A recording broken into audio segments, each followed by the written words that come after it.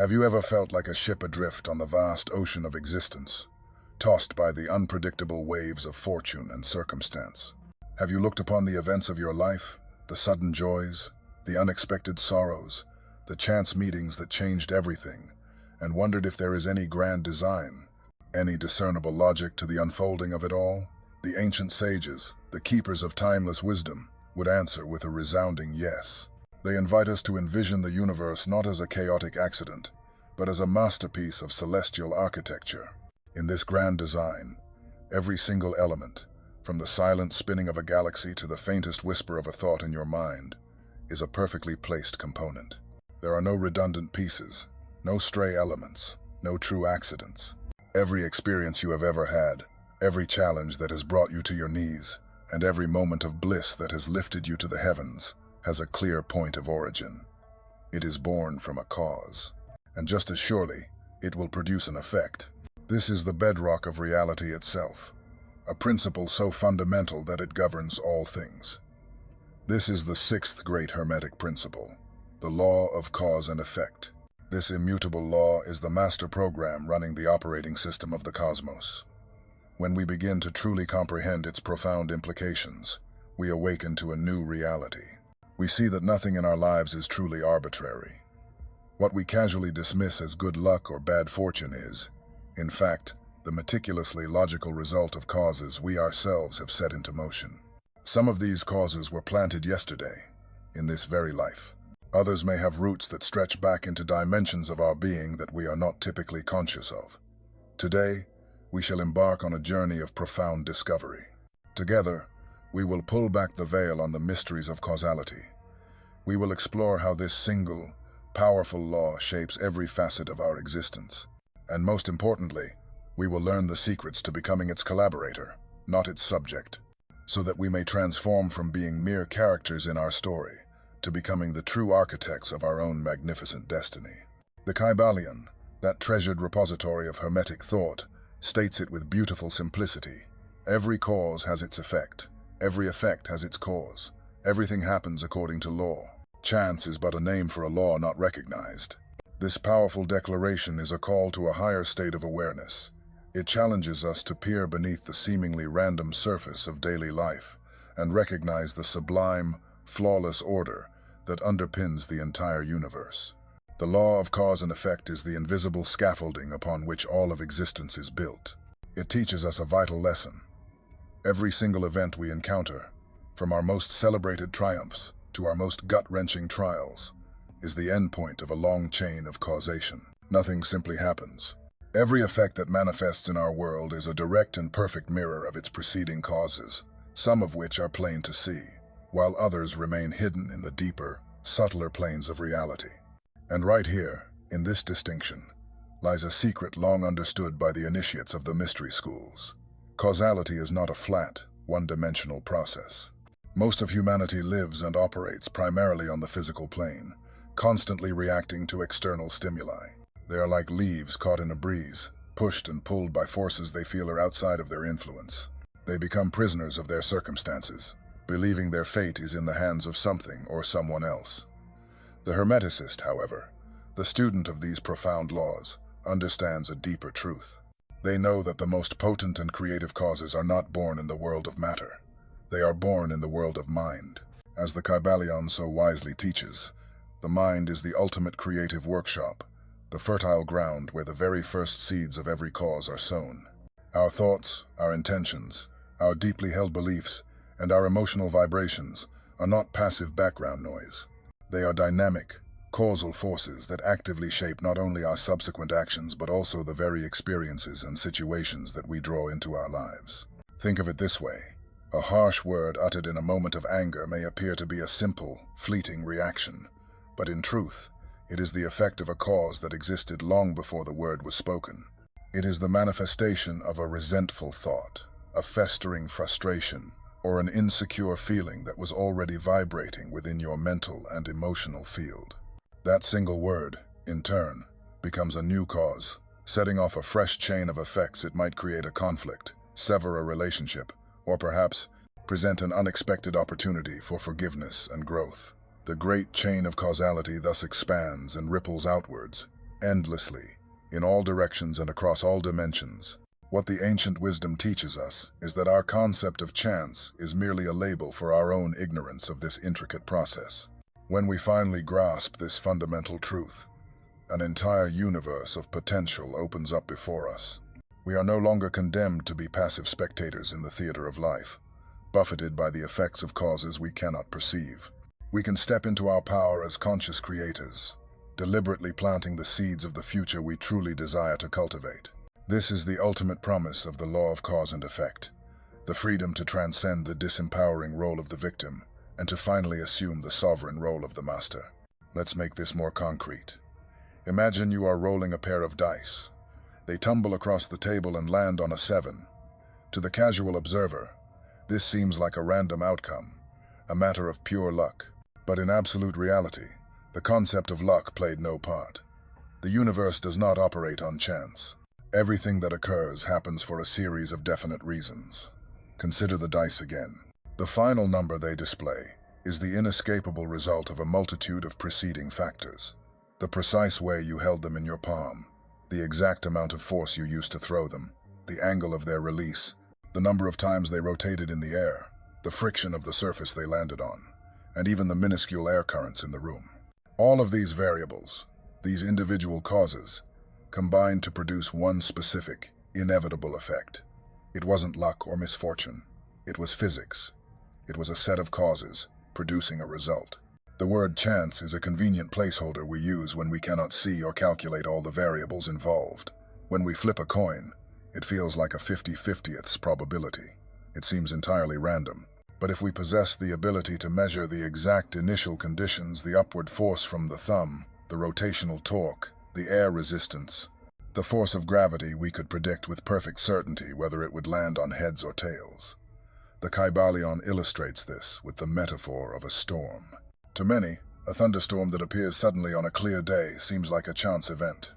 However, the storm's genesis is anything but random. It is the culmination of precise meteorological laws. Specific conditions of atmospheric pressure, temperature gradients, humidity levels, and wind shear all had to align perfectly to create the storm. For a meteorologist with access to all this data, the storm was not a surprise. It was a predictable outcome. What appears to be chance is simply the operation of natural law, guided by precise and knowable causes. This same principle applies directly and powerfully to the course of a human life. Many people attribute their success or failure to matters of fortune. But every single event in our lives, without exception, is the effect of a cause we have previously set in motion, whether through a physical action, a sustained thought, or a critical choice made long ago. Everything we do, think, and feel generates a consequence, even if we cannot immediately perceive the connection. To try and understand the law of causality by only observing the physical plane is like studying an iceberg by only looking at the small fraction of it that is visible above the water. It is a dangerously incomplete picture. Hermetic philosophy transcends this limited view. It reveals that causality is a symphony playing out simultaneously across multiple planes of existence, the mental, the astral, and the physical. To truly grasp the awesome power of this law, we must explore how it manifests in all of these interconnected dimensions. Since the era of Sir Isaac Newton, the principle of causality has been a fundamental pillar of Western science. Newton's third law of motion famously states that for every action, there is an equal and opposite reaction.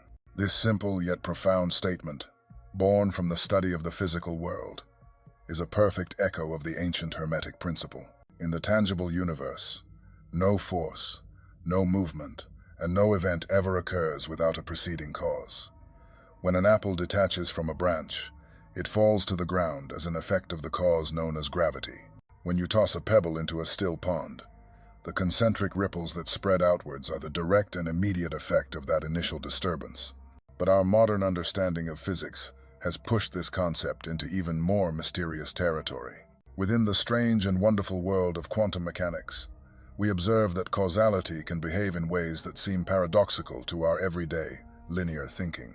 The phenomenon of quantum entanglement, for example, shows that two particles can be linked in such a way that measuring a property of one instantaneously influences the other, even if they are separated by vast, astronomical distances. This directly challenges our conventional understanding of cause and effect, being bound by time and space. It forces us to ask, is there a deeper, unseen dimension of reality where causes can operate beyond our normal perceptions? The Hermeticist would answer with a confident yes. They have always maintained that causality is not limited to the physical world, but manifests on far subtler, more powerful levels of existence. The Hermetic sages have long taught that causality is not merely a straight line, but is multidimensional. This means that the ultimate origin of an event you experience on the physical plane may not be a physical cause at all. It may have begun as a thought, an intention, or an emotion on the mental plane. The great practitioner Franz Bardon, in his work Initiation into Hermetics, states that all true creation begins on the higher planes. What we witness in our physical world is merely the delayed, and often distorted, reflection of what has already been constructed and solidified on the mental and astral planes. A persistent, looping thought of fear, for example, is not just a harmless mental habit. It is a causal energy that can create real tension in the physical body, potentially leading to chronic stress and illness. Conversely, cultivating thoughts of deep gratitude and unconditional love can generate a state of harmony that promotes physical well-being and vibrant health. This brings us to a profound spiritual concept that is inextricably linked to the law of cause and effect, karma. The word karma is from Sanskrit, and its literal meaning is action. However, in a deeper spiritual context, it refers to the universal law of ethical causation, the sum total of all the consequences generated by our actions, words, thoughts, and intentions. Every cause we unleash into the universe, whether we do so consciously or unconsciously, leaves an energetic imprint on the fabric of reality. These imprints, by law, must eventually return to us as corresponding effects. And herein lies the great secret of karma. It is not just about what you do, but why you do it. The exact same physical action can generate vastly different karmic results based entirely on the intention behind it. For example, giving charity to someone with the hidden desire to be seen as generous creates one type of energetic effect. Giving the same amount with a heart full of genuine, selfless compassion creates an entirely different and more refined energy. In the Bhagavad Gita, Lord Krishna explains this masterfully. One must act, for action is unavoidable, but the true sage acts without attachment to the results, understanding the law's perfection. In the Hermetic framework, the law of cause and effect is the universal operating system. Karma is what we call that system, when we view it through the lens of the soul's long evolutionary journey across many lifetimes. While physical cause and effect can be immediate touch, a hot stove, and you are burned instantly, spiritual, karma often operates over much longer, grander cycles. It ensures that the cosmic books are always balanced, that no cause is ever left without its eventual effect. This means the reactions to our actions may not manifest right away, or even within the same lifetime. This leads to the phenomenon of karmic cycles, where we see repetitive patterns appearing in our lives. These are not punishments.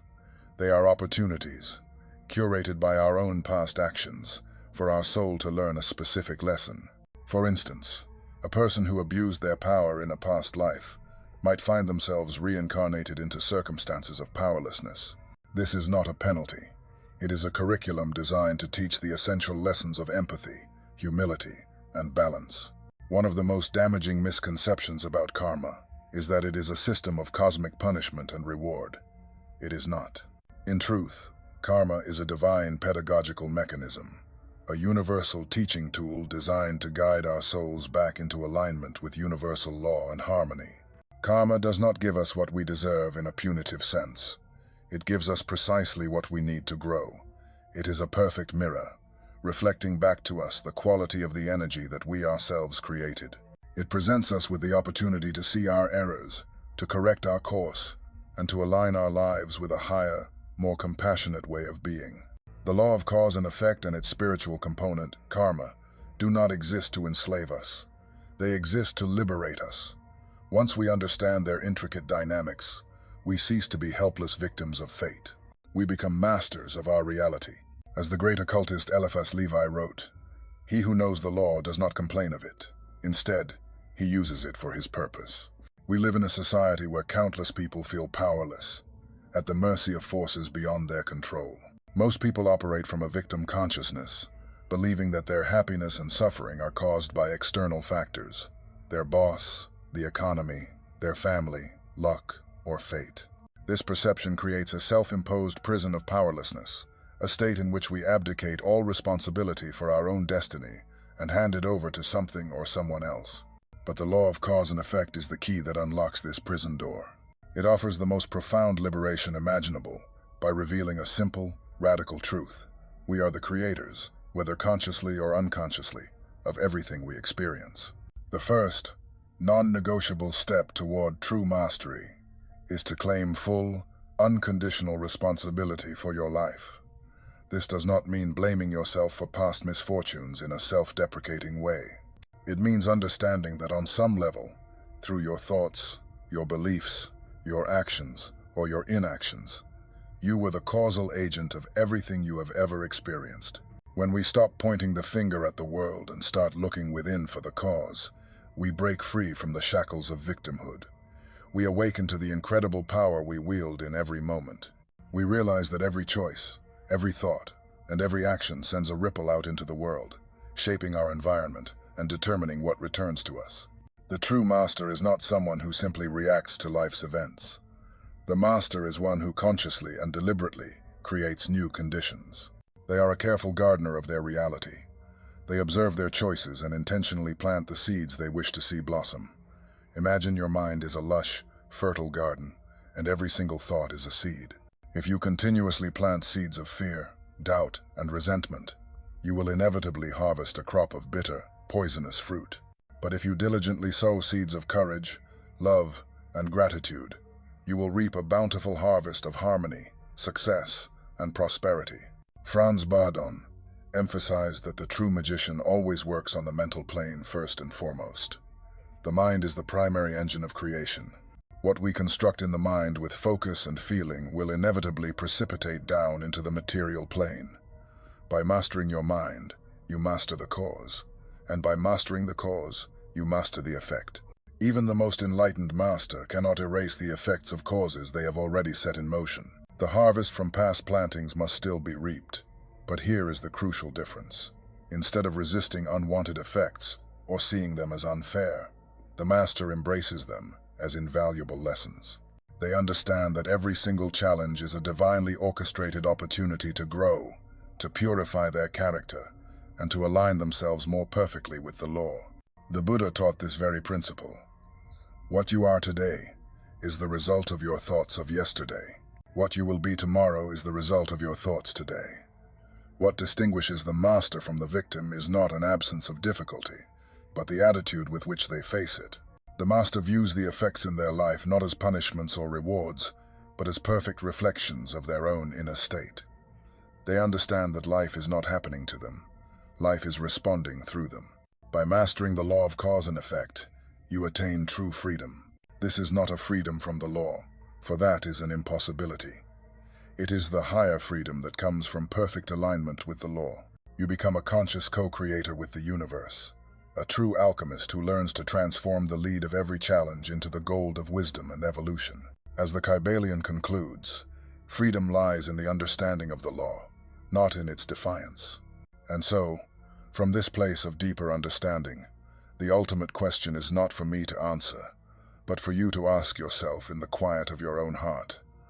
What seeds are you planting today? Are your thoughts, words, and actions creating the reality you desire? Or are you unconsciously perpetuating the very patterns that keep you imprisoned? The chisel is in your hand. The uncarved stone of your future awaits. The answer lies within you. Be the master. Thank you for walking this path with us. If this video was helpful, please like, share, and subscribe. And now, leave a comment below and tell us one thing you are grateful for today.